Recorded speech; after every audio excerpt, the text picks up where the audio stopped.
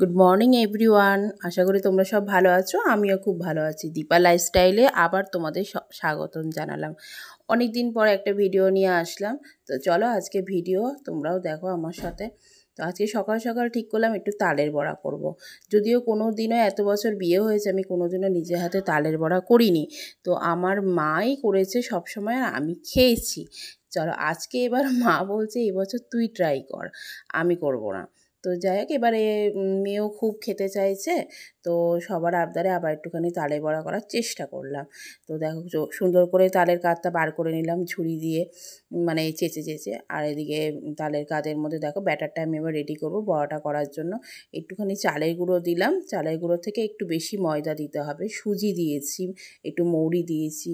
তারপরে দেখো একটু নুন দিলাম, মানে নুন আর চিনি, চিনি তো দিতেই হবে, আর চিনি ব্যালেন্সটা করার জন্য একটু নুনও দিয়েছি অল্প একটুখানি। হ্যাঁ, আর এদিকে তোমার একটু বেকিং সোডা দিয়ে দিলাম। সব কিছু মিশিয়ে কিন্তু খুব সুন্দর করে ব্যাটারটা রেডি করতে হবে।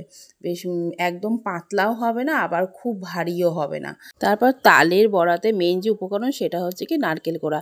দেখো সুন্দর করে কিন্তু আমি নারকেল কোড়াগুলো দিয়ে দিয়ে ভালো করে ব্যাটারটা তৈরি করে নিয়ে একটু রেস্টে রেখে দেবো। এদিকে মেয়ে বলেছিল একটু তালের ক্ষীর খাবে, তো ওর আবদারে একটু তালের ক্ষীর বানাবো। তো নুন চিনি একটু নারকেল কোড়া তালের কাতটা দিয়ে ভালো করে নিচ থেকে নেড়ে নেড়ে নেড়ে নেড়ে করতে হবে যাতে নিচে না লেগে যায়, বারে বারে না হাতটা নেড়েই যেতে হবে।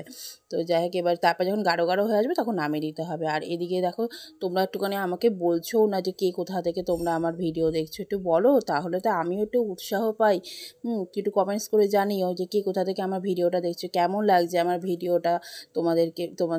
তোমাদের কাছে পৌঁছে দিচ্ছি যে ভিডিওগুলো, সেগুলো তোমাদের দেখে কেমন ভালো লাগছে, সেগুলো যদি না বলো আমার ভুল ত্রুটিগুলো আমি বুঝবো কী করে বলো। তো কমেন্টস করে জানিও প্লিজ। হ্যাঁ, তোমরাও জানাবে কার কার তালের ক্ষীর বা তালের বড়া খেতে ভালোবাসো তোমরা।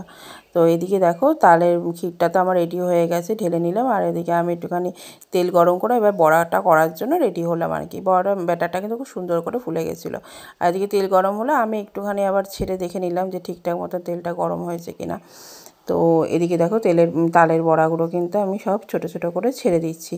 এবার এক এক করে বড়াগুলো আমি তুলে নিচ্ছি। আর গ্যাস যখন বড়াগুলো ভাজা হবে আস্তে করে সিমে রাখতে হবে। তো আজকের ভিডিওটা এই পর্যন্ত, আবার দেখা হবে নেক্সট ভিডিওতে। Tata, bye bye.